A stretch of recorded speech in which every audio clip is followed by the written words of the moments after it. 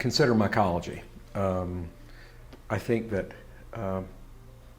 you can focus on one pathogen, or you can focus on a host of pathogens. You can be, a targeted or a pan-fungal type of thing, but I think that it really challenges you intellectually. It's fun, it's stimulating. A lot of questions to be asked. Not to mention the fact that, with climate change, most of us agree that many of these organisms are emerging. They're organisms that are not pathogenic at this point that will probably become pathogenic. Most of us believe that Candida auris, for instance, is a result of somehow connected to climate change. How else do you explain an organism arising more or less simultaneously in 5 different continents, with different genotypes? It's not the same organism. I mean, so this germ has arisen, in the last decade, seemingly out of the blue.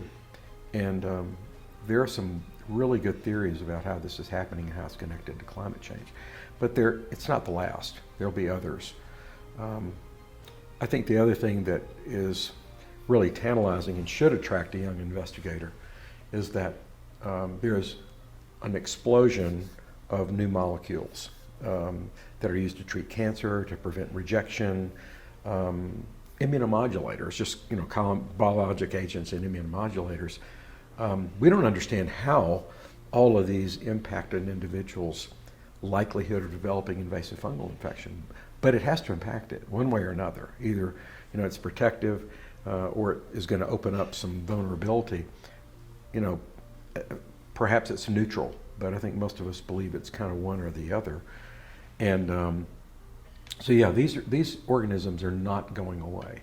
They're going to become a big part of our lives as we learn to use these molecules, and so it's an incredibly growing field, and just a lot to do, a lot of questions to answer, and so a lot of challenges out there. So I think there's a lot to do.